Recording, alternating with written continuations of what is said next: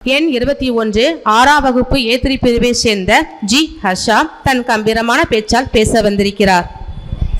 சொல்லும் பொருளும் சொல்லுகின்ற பாங்கும் சுவைப்பட அமைந்துள்ளாத என பல்லாற்றாலும் பகுத்து ஆய்ந்து தேர்வு செய்ய காத்திருக்கும் நடுவர் அவர்களே, யார் பெறுவார் முதல் பரிசு என அறிய துடிக்கும் ஆவலோடு காத்திருக்கும் அனைவருக்கும் என் முத்தான வணக்கத்தை கொத்தாக தெரிவித்துக் கொள்கிறேன். நான் இங்கு எடுத்துக்கொண்ட தலைப்பு நேர்மை கிடைத்த பரிசு. இதை ஒரு குட்டி கதையாக பார்ப்போமா? முன்னொரு காலத்தில் ஆசான் என்னும் வியாபாரி வாழ்ந்து வந்தார். அந்த வியாபாரி தனக்கு பயணம் செய்ய ஒட்டகம் ஒன்றை வாங்க சந்தைக்கு போனார். ஒட்டகம் வியாபாரியிடம் அப்படி இப்படி என பேரம் பேசி ஒட்டகத்தை வாங்கி கொண்டு ஓட்டி வந்தார். ஒட்டகம் வாங்கிய ஆசாதுக்கு மிகுந்த மகிழ்ச்சி. காரணம், நியாயமான விலைக்கு நல்ல ஒட்டகம் கிடைத்தது என்று. வீட்டிற்கு வந்ததும் தன் வேலையாளை அழைத்து ஒட்டகத்தை கொட்டியில் அடைக்க சொன்னார். அதற்கு முன்பாக ஒட்டகத்தில் மேலிருந்த சேணத்தை அவிழ்க்க முயற்சித்தார். ஆனால் அவரால் முடியவில்லை. உடனே தன் வேலையாளை அழைத்து சேணத்தை அவிழ்க்க சொல்லி கூறினார்.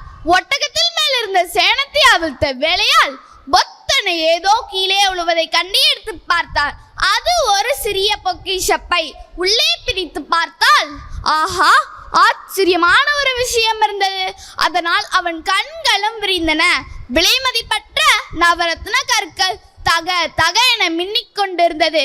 அதை எடுத்துக்கொண்டு முதலாளியிடம் ஓடி சென்று காண்பித்தான். உடனே ஆசான், அந்த பையை இப்படி கொடு, நான் உடனே இதை ஒட்டக வியாபாரியிடம் கொடுக்க வேண்டும் என்று சொல்லி புறப்பட்டான். உடனே அந்த வேலையால், உசூர், இது யாருக்கும் தெரிய போறதில்ல, இது இறைவன் உங்களுக்கு கொடுத்த பரிசா நினைச்சு நீங்களே வச்சுக்கங்க என்று அவன் வற்புறுத்தி கூறினான். ஆனால் அதற்கு ஆசாதும் ஒத்துக்கொள்ளாமல் புறப்பட்டு போனான்.